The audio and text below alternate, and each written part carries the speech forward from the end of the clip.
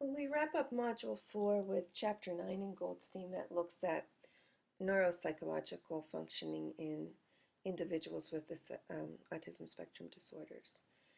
And so just to define that field, which is a kind of a subdivision of psychology, it does bridge the more medical neurology with psychology and looking at the relationship between the two that we see manifest in behavior. So for psychologists, we're typically looking at soft signs of neurological behaviors, meaning that there's nothing invasive going on. We're merely observing signs that we know relate to particular neuropsychological functions. So the purpose of this exam also is to identify strengths and weaknesses, and how intensive a neuropsychological would be done would depend upon where the individual was being assessed, and if these sorts of assessments are available and the expertise to do these assessments was available.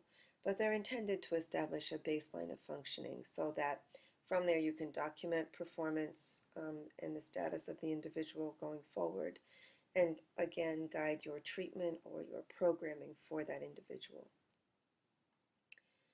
Neuropsychological evals, again, there are obviously standardized tests that are norm referenced against what we know about neurological functioning.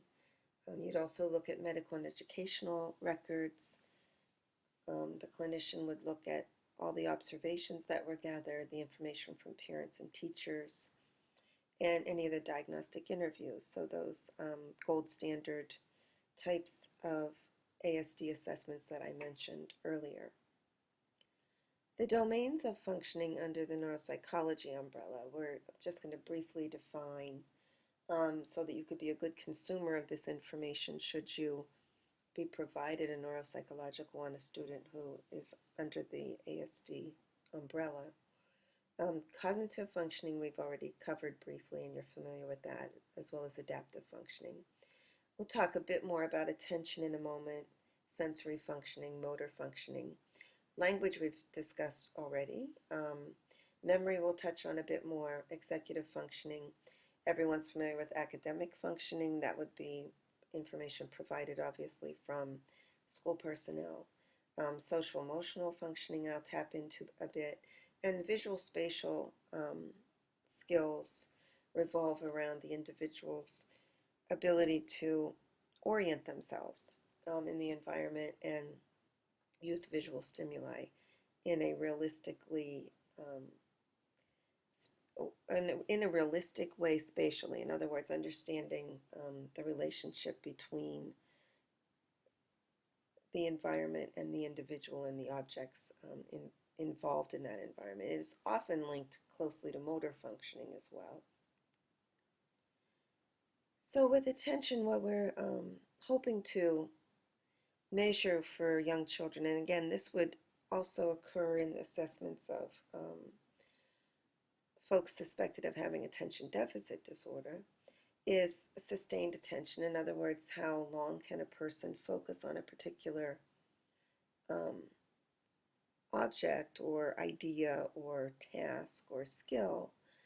The issue with folks on the spectrum is that they may be able to sustain attention for a great deal of time, but not be able to switch the focus. So we can talk about special interest areas, SIAs, in folks with ASD, and so they can give incredible amounts of attention to a particular favored activity or skill, but have great difficulty switching that focus when it is necessary to do so.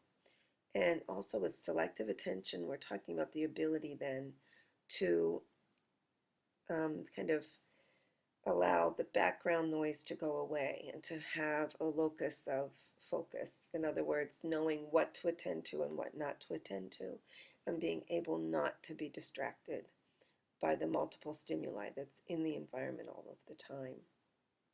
So again, some children and adults with ASD may display an over-focus on particular activities or skills or even objects. But there are several instruments designed to measure all of these aspects of attention, and so you'll find more information on those specific instruments in your textbook. Sensory functioning is a huge area of concern and research with regard to individuals with ASD because it's considered to be one of the most problematic areas of functioning for people on the spectrum.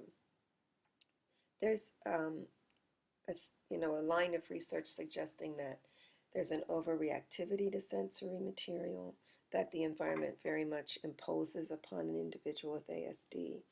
Many high-functioning folks with ASD have self-reported this kind of feeling of being bombarded by stimuli at all times.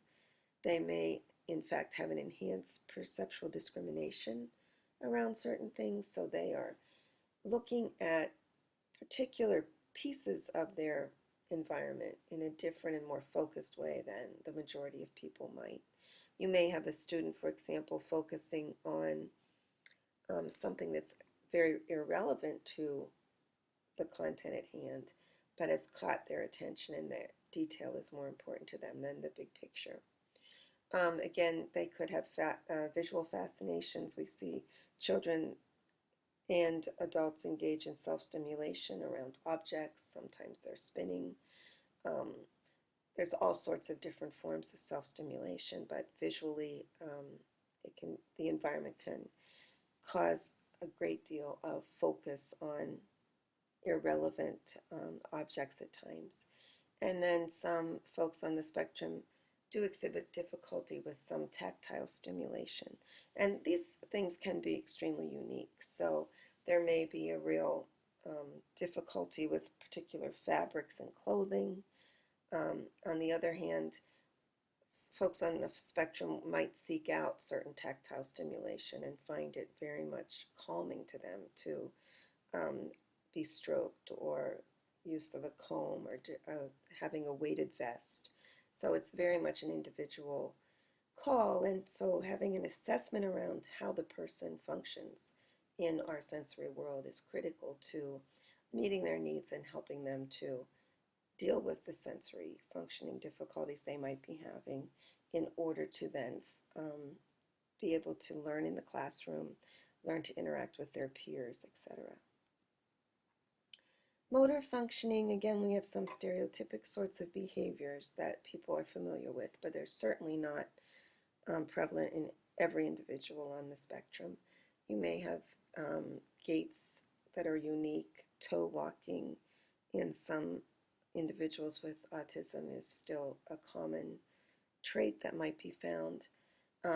There's been found to be differences in running speed among children with and without ASD, how agile they might be, balancing issues, bilateral coordination. These are all potential issues, but certainly not evident in every individual who's on the spectrum. But here we're dealing more with both gross and fine motor issues that are extremely individual. Memory is, of course, critical to learning in any classroom and extraordinarily complex to study. And because we store our memories in so many different ways, we look at different domains of memory. And it's helpful, obviously, in programming to know the strengths and weaknesses around types of memory. Individuals on the spectrum are thought to be very much visual learners. We've heard many high-functioning individuals talk about thinking in pictures and using pictures as a cognitive tool to learn new things. So we also want to look at verbal and auditory memory, rote memory. Some individuals can show an extreme capacity for rote memory, short-term memory, nonverbal memory, episodic memory, recognizing faces. These are all different ways we store memory, and knowing the strengths and weaknesses of an individual on the spectrum around their preferences for, or their strengths for storing memories is important in our choosing modalities for programming purposes. We hear a lot about executive functioning as we talk about things like attention and focus.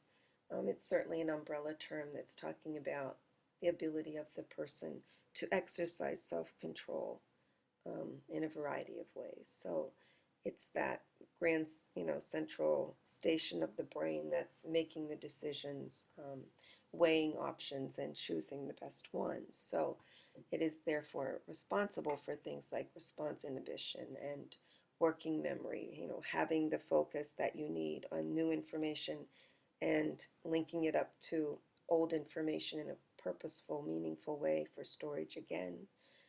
Cognitive flexibility, planning, all of these things are frontal lobe executive functioning skills that are critical to learning that too many people, so many of us take for granted, I should say, that may cause real difficulty for some individuals on the spectrum.